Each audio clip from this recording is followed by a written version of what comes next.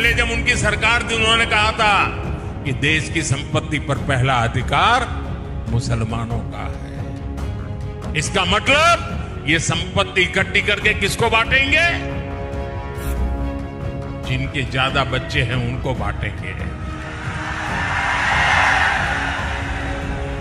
घुसपैठियों को बांटेंगे। क्या आपकी मेहनत की कमाई का पैसा घुसपैठियों को दिया जाएगा? आपको मंजूर है? ये कांग्रेस का मैनिफेस्टो कह रहा है कि वो माताओं बहनों का सोने का हिसाब करेंगे, उसकी जड़ती करेंगे, जानकारी लेंगे और फिर उस संपत्ति को बांट देंगे। और उनको बांटेंगे जिनको मनमोहन सिंह जी की सरकार ने कहा था कि संपत्ति पर पहला अधिकार मुसलमानों का है। भाइयों बहनों, ये अर्बन नक्सल की सोच, मेरी माताओं बहनों, ये आपका मंगलसूत्र भी बचने नहीं देंगे। यहां तक जाएंगे मैं कहने में।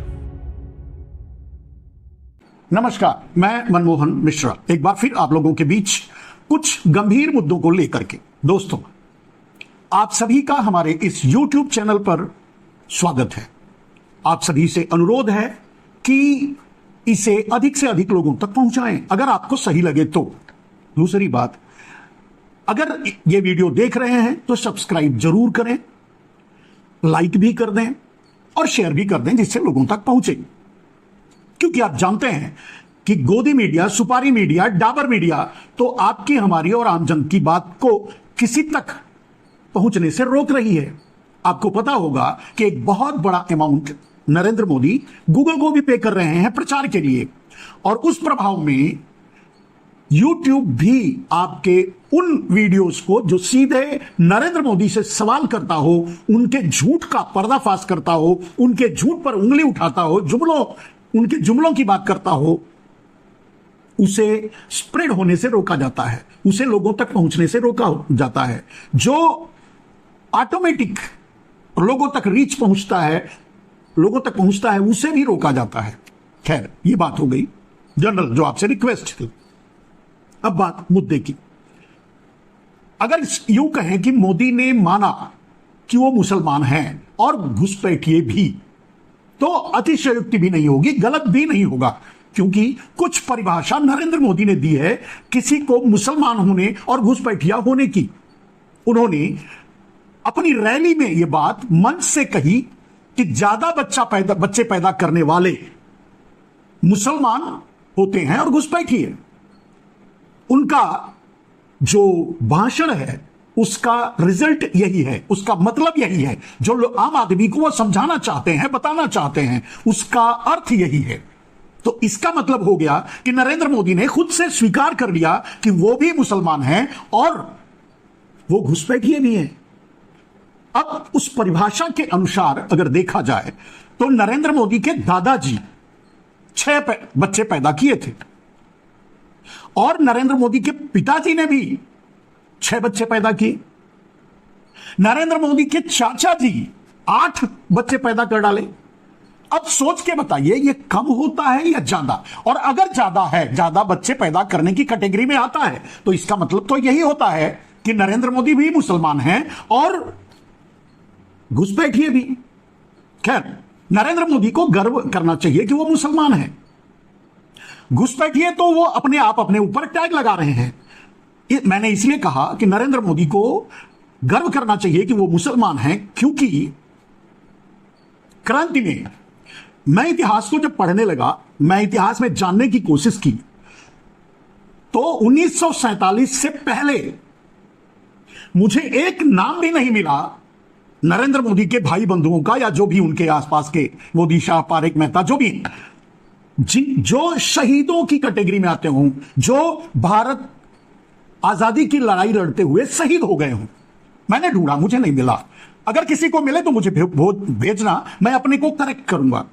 आगे से ये बात बताऊंगा कि ये नाम है जिन्होंने आजादी की लड़ाई में शहीद हो गए थे। महात्मा गांधी जी थे, पटेल जी थे, वो आजादी की लड़ाई में शामिल थे लेकिन शहीद नहीं हुए थे, वो लाइव थे, बल्कि भारत का ही एक राक्षस उनको मार दिया। गांधी जी की बात कर रहा हूं। लेकिन मुझे आजादी की लड़ाई में, पूरे आजादी की लड़ाई में कहीं भी कोई एक नाम ढूंढने से भी नहीं मिला जो शहीद हुआ हो, फांसी पे चढ़ा हो,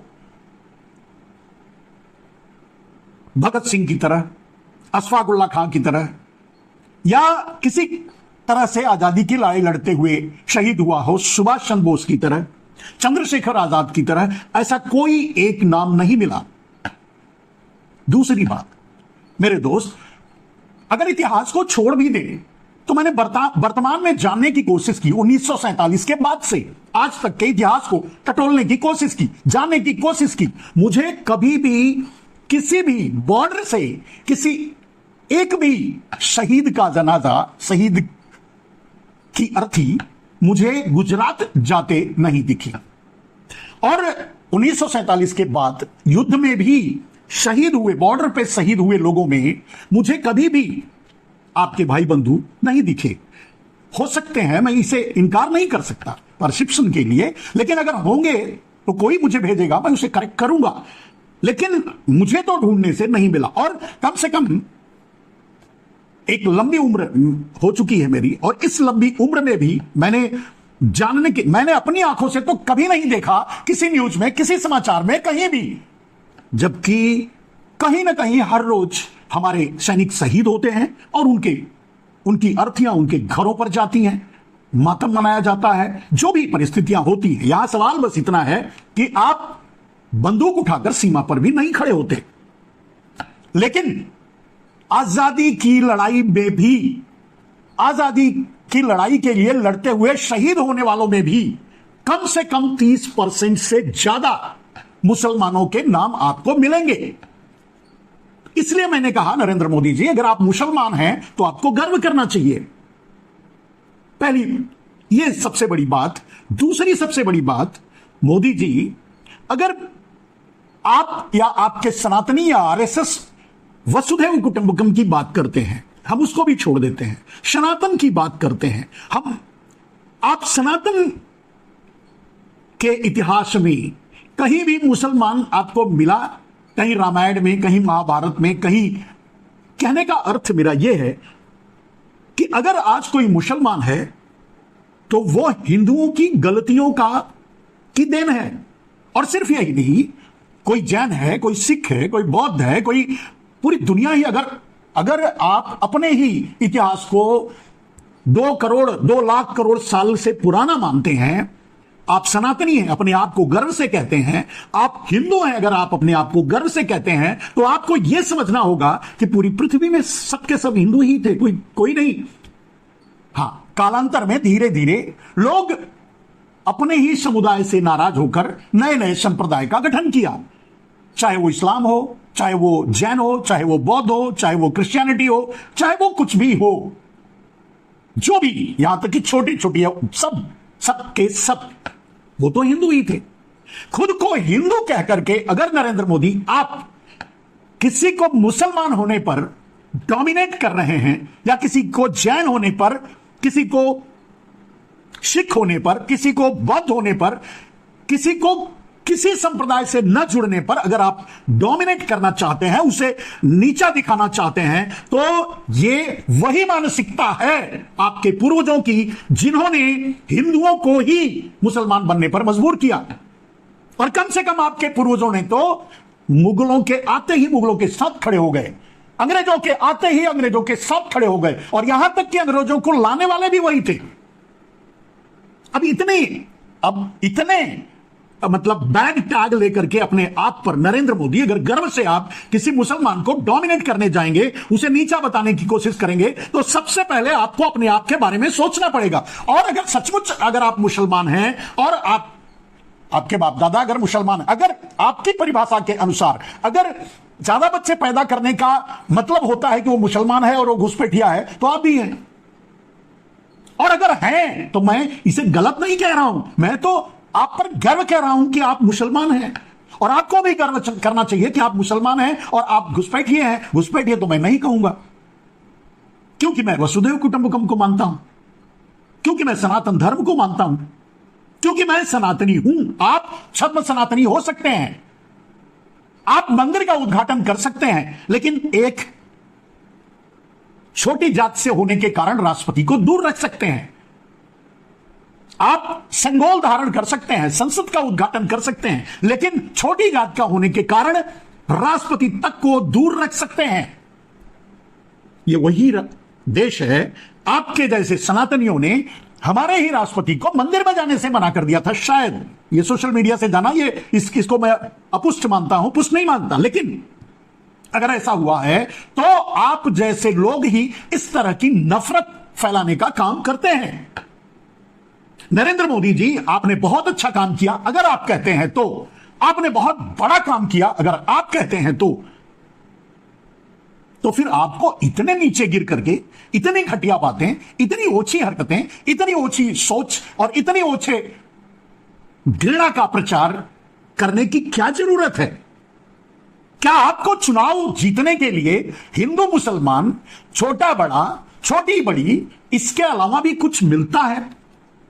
क्या किसी मंच पर जाकर के आप नोटबंदी का जिक्र करके वोट मांगते हैं?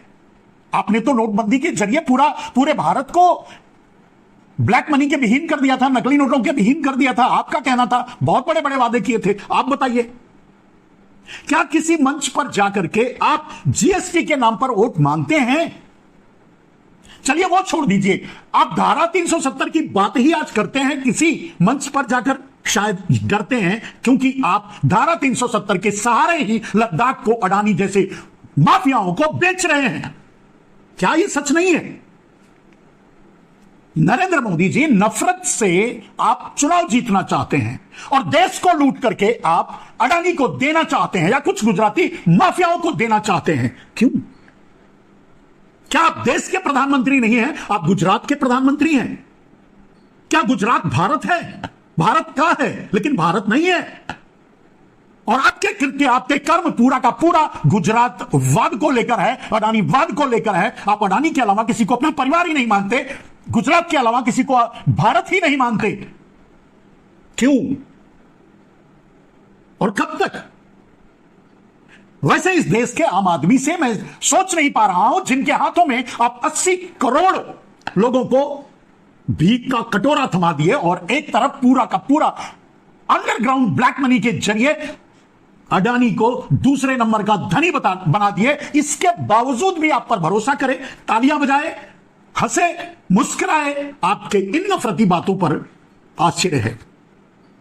और सिर्फ यही नहीं, अगर आपके इतिहास पर की बात की जाए तो मैंने कहा कि एक भी नाम मुझे नहीं मिला जो शहीद हुआ हो, फांसी चढ़ा हो, गोलियां खाई हो अंग्रेजों की भारत को आजाद कराने के लिए। एक भी नाम। और एक भी नाम मुझे अब तक कम से कम नहीं मिला, हो सकता है होगा, मैं नहीं ढूंढ पाया। एक भी नाम मुझे ढूंढने से नहीं मिला जो हमारी सीमाओं पर बंदूकें लेकर के खड़ा होकर के माइनस डिग्री में देश की रक्षा करता हो और शहीद हुआ हो। और अगर कुछ घटनाओं को भी देखें, चाहे गलवान घाटी हो, चाहे पुलवामा हो, चाहे जितने भी घटनाएं, उनमें भी कोई नहीं दिखा मोदी, शाह, पारेख, मेहता, मुझे तो नहीं दिखा। मैं 60 साल से इस बात को ढूंढ रहा हूं और इस बात को जानने की कोशिश कर रहा हूं। नरेंद्र मोदी जी, गर्व किस बात पर आप करते हैं और दूसरों को नीचा किस बात पर आप दिखाते हैं? कैसे आप देश में नफरत फैलाते हैं और कैसे उसे सुनकर लोग तालियां बजाते हैं, मुझे समझ में नहीं आता। और जब एक और पहलू देखेंगे नरेंद्र मोदी जी, आज 80% ब्लैक मनी आपके लोगों के पास है। 80% भारत के भगोड़े, भारत को लूटने वाले, बैंकों को लूटने वाले, आम आदमी के पैसे को लूटने वाले आपके लोग हैं। Well organized crime and financial crime करने वाले सब 80% से ज्यादा आपके लोग हैं। सीमा पर नहीं जाते, भारत की आजादी में योगदान नहीं दिए, आज भी नहीं लड़ रहे हैं, लेकिन लूटने में सबसे आगे हैं। और फिर भी आप अपने आप पर गर्व करके दूसरे पर उंगली उठाते हैं और गलत कहते हैं। तो कोई, जब एक आदमी एक उंगली दूसरे की तरफ उठाता है तो 3 उसकी तरफ उठती है।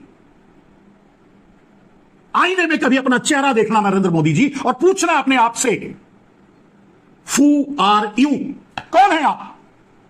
मुसलमान घुसपैठिए, डेफिनेशन तो आपने यही दिया है, परिभाषा तो आपने यही दिया है। मैं नहीं मानता, मैं आपको हिंदू मानता हूं, सनातनी मानता हूं, मैं मानता हूं, आपने परिभाषा यही दिया है, मैं क्या करूं? और पूरा सोशल मीडिया आज उठ बैठा है, यही सवाल आपसे पूछ रहा है, आपकी इस हरकतों पर उंगली उठा रहा है। भले ही आप चुनाव आयोग को गोदी बना सकते हैं, भले ही आप मीडिया को गोदी बना सकते हैं, भले ही आप पूरे देश के सिस्टम को गोदी बना सकते हैं नरेंद्र मोदी जी, लेकिन पूछने वाले तो पूछेंगे, जवाब आप नहीं दोगे, यह मुझे पता है। बहुत गलत है। आप प्रधानमंत्री हो देश के, देश को गर्व होना चाहिए आपकी एक एक बात पे, लेकिन आप ऐसी बात करते हो कि शर्म आती है, शर्म से झुक जाता है। माफ कीजिएगा मोदी जी, लेकिन यह गलत है। यह हो सकता है कि कुछ दिनों के लिए आप पूरे सिस्टम को हिजड़ा बनाकर रख सकते हैं, लेकिन कोई ना कोई दिन ऐसा आएगा जब सत्ता परिवर्तन होगा, जब आम आदमी 80 करोड़ लोग जो कटोरा लेकर खड़े हैं उन्हें पता चलेगा कि उसके लिए जिम्मेदार आप हैं। उस दिन के लिए आप तैयार रहना। नमस्कार।